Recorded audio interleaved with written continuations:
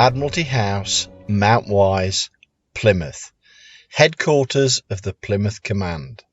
And in April 1944, they're busy planning a dress rehearsal for the D-Day landings, simulating the landings which will take place on Utah Beach on the 6th of June 1944. This is Exercise Tiger. Lyme Bay, the coasts of Devon and Dorset, together with the US Army Battle Training Centre at Slapton Sands, will be the focus for Exercise Tiger.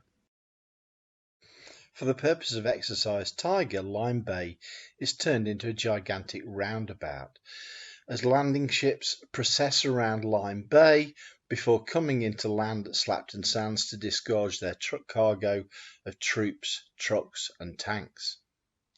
Tragedy strikes in the early hours of the 28th of April when 9 Schnellboat motor torpedo boats of the German 5th and 9th Schnellboat flotillas based at Cherbourg get in amongst convoy T4 of LST's tank landing ships. They proceed to sink 2 and badly damage a third. The loss of life is considerable, with the official death toll later being put at 749.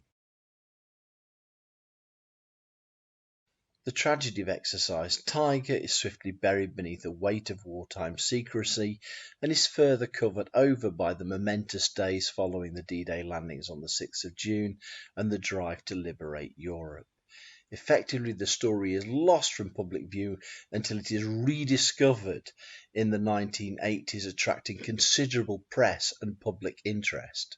Since that time, public awareness about Exercise Tiger and the events of April 1944 has grown considerably, thanks in large part to Exercise Tiger veterans and families, and further spurred by the start of the restoration process for S-130, the last German motor torpedo boat of the Second World War, which actually took part in the attack on the Exercise Tiger T4 convoy. Since the 1980s, Exercise Tiger has become mired in conspiracy theory, as different individuals have come forward to suggest different reasons why Allied planners were so remiss enough, seemingly, to allow German motor torpedo boats to get into close proximity with the training convoy, thereby causing substantial loss of Allied life. Over the years, various individuals have come forward with ideas but also information about Exercise Tiger that have led to reassessments, new possibilities that we need to think about.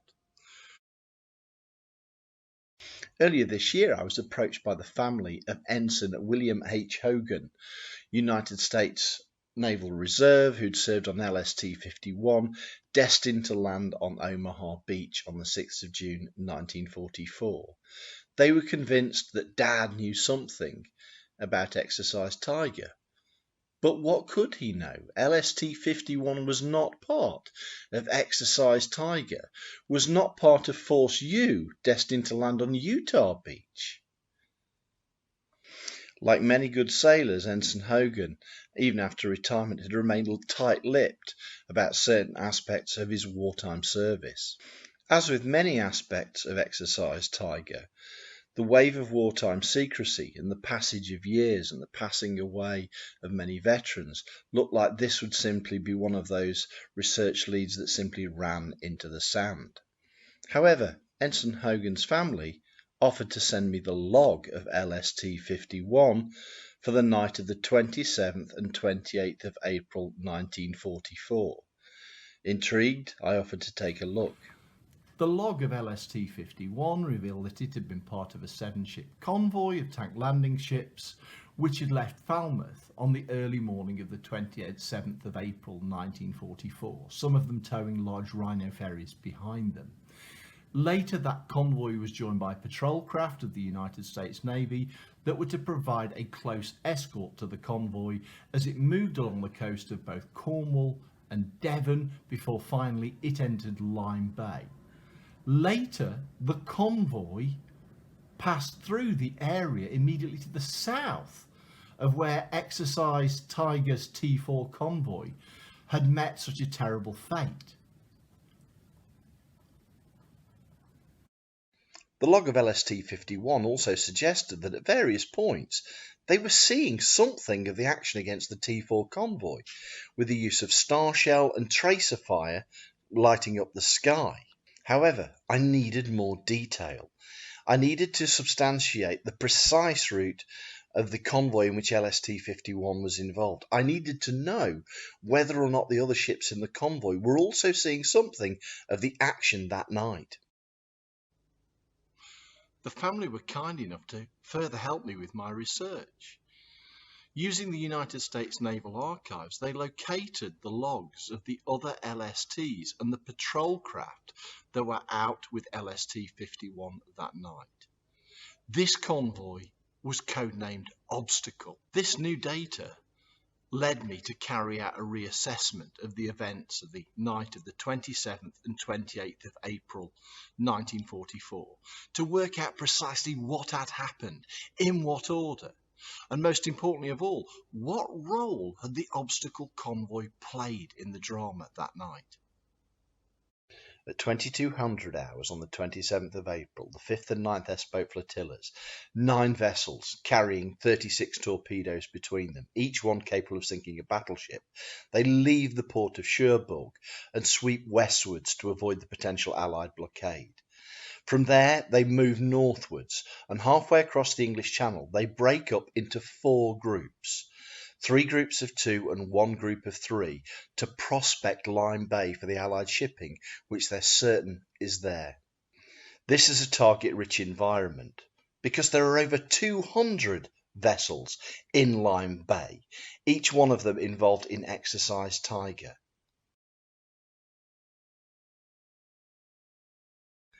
At around midnight, just south of Portland, S136 and S138 encounter HMS Onslow and HMS Obedient, 2 destroyers which are part of the screening force for Exercise Tiger. They launch repeated torpedo attacks against the 2 destroyers in the dark, and at 009 HMS Obedient is rocked by a large explosion. The S-boats think they've got their destroyer. Indeed, they very nearly had.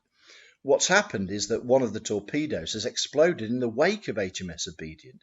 So close was it that part of the torpedo casing actually came down on the deck of the destroyer. Celebrating their success, and out of torpedoes, the 2 S-boats retreat to the south and out of our story. Deeper in Lyme Bay at approximately 0100 hours, S140 and S142 encounter a convoy of invasion craft and begin to make torpedo attacks against them. But they're mystified. The torpedoes keep missing. At one point, the 2 vessels come together for a conferral. Is it the torpedoes that are wrong? The 2 commanders conclude it's not the torpedoes that are wrong, it's actually that they're firing against such shallow draft vessels, possibly the landing barges of convoy TM5, that the torpedoes are actually passing underneath the invasion craft. Out of torpedoes, they begin to wonder what to do next, but at that point, they begin to discern further to the east a convoy of larger vessels. These are the LSTs of convoy T4. Although they're out of torpedoes, they try to engage that convoy with cannon fire on the basis that their shells, tracer, will actually draw the attention of the other S-boats in Lyme Bay to the presence of the convoy. With confirmation via radio that the tracer fire from S140 and S142 has been seen, the 2 boats depart the scene heading south and out of our story. By this stage, 5 S-boats now are moving towards the T4 convoy.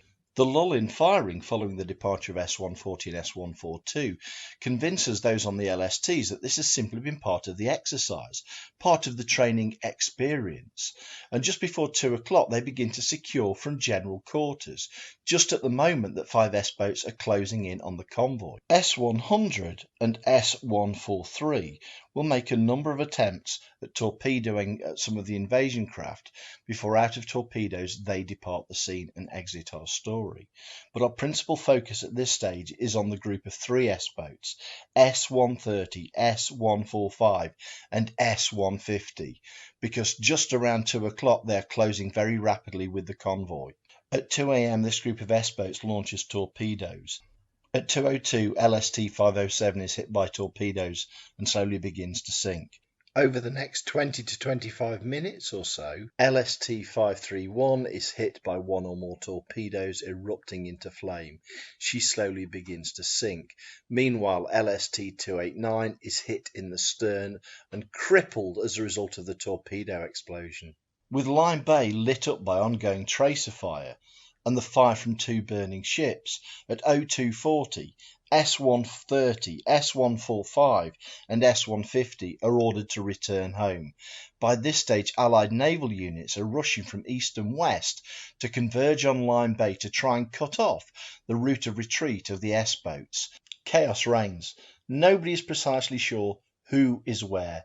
There are radio reports, there are fleeting glimpses on radar, but in the confused melee of that particular night, nobody is entirely sure where naval vessels are and whose side they belong to. At 0255, HMS Onslow and HMS Obedient in mid-channel obtain a radar contact on what they believe is the group of S-boats retreating to the south. And at 3:01, they open fire with star shell to illuminate the surrounding areas. It's very quickly confirmed 2 minutes later that it is indeed the group of retreating S-boats as they obtain visual confirmation.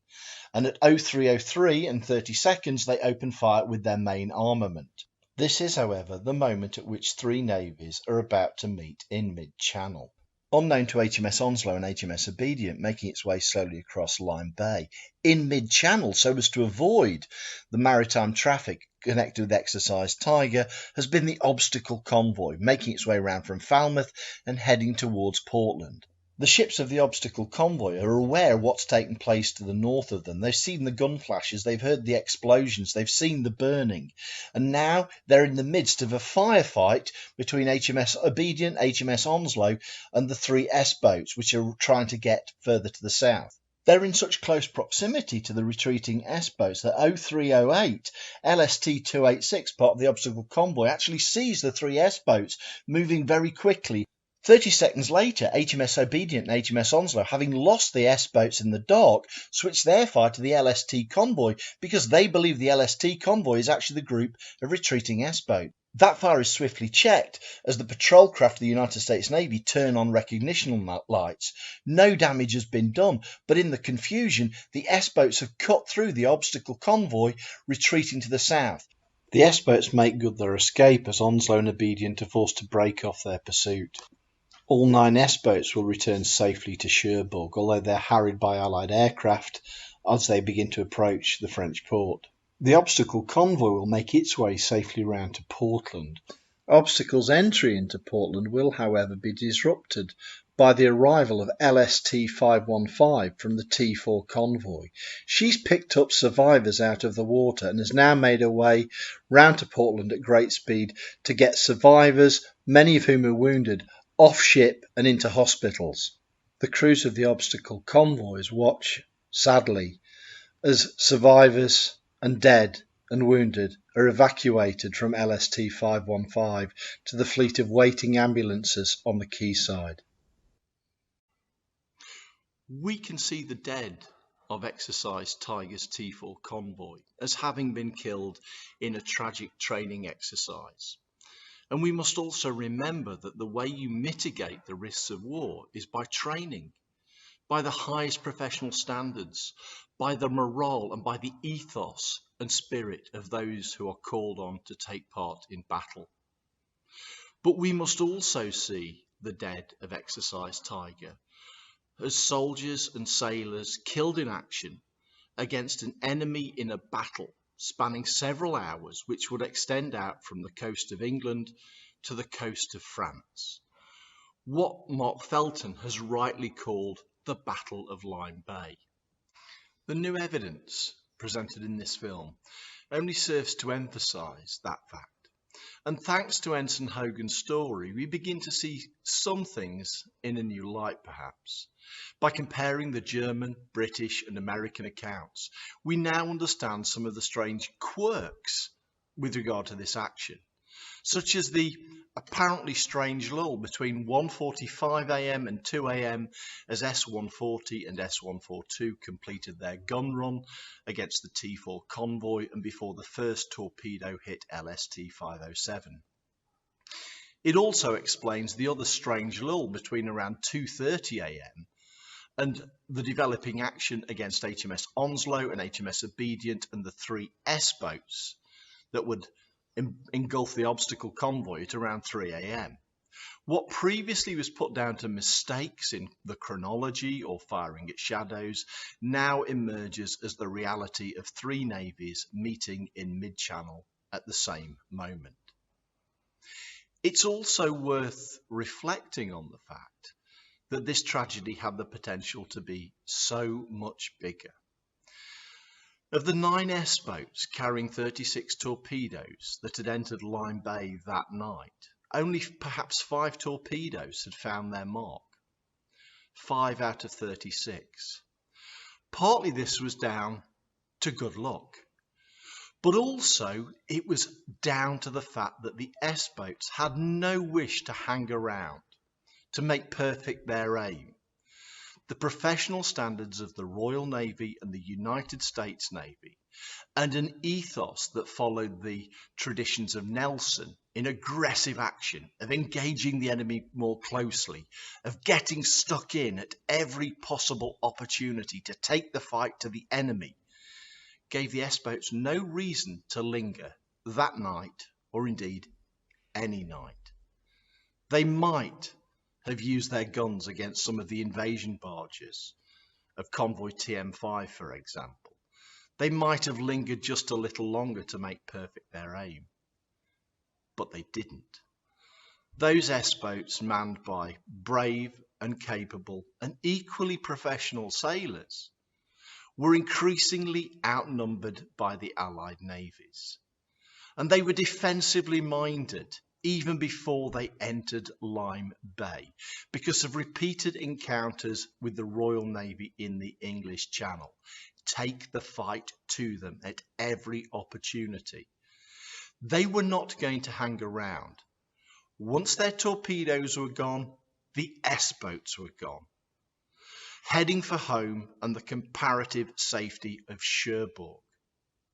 If the group of 3 S-boats that encountered the obstacle convoy had any remaining torpedoes that night, then the aggressiveness of HMS Onslow and HMS Obedient ensured that they weren't going to get the chance to use them, even if for brief seconds the ships of the obstacle convoy found shells going over the top, as the 2 destroyers briefly mistook them for the retreating S-boats. In history, we can only be certain about what happened, the sinking of the 2 LSTs from the T4 convoy and critical damage to a third with large loss of life. But we can also see what might have happened that night without the professionalism and ethos of 2 Allied navies building up to the largest seaborne operation the world had ever seen. Perhaps we also have to ask ourselves the question of whether, if the scale of events that night had taken an even more unfortunate turn, if the aggressiveness of the screening forces had not forced the swift departure of the S-boats, whether it might have made some difference to history. The answer is perhaps yes. The LST wasn't simply some grey-painted merchant ship. It was a highly specialised amphibious assault vessel capable of landing troops and vehicles onto an enemy shore.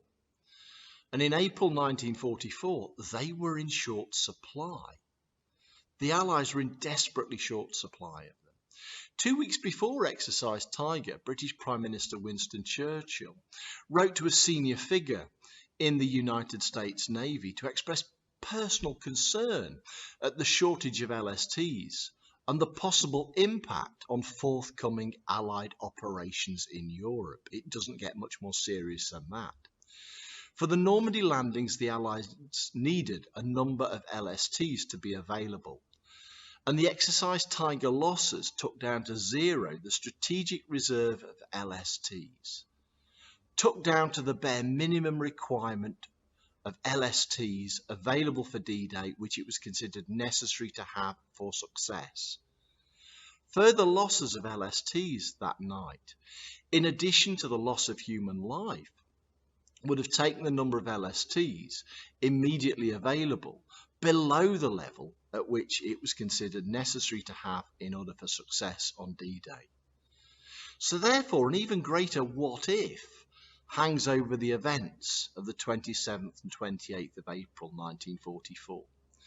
An even bigger disaster might have affected Allied planners in ways that we don't know. Now, while the enemy had got through to inflict serious damage that night, to create a tragedy, the professionalism, ethos, courage and determination of Allied forces prevented something perhaps even more catastrophic, perhaps with the potential to change history, from happening that night.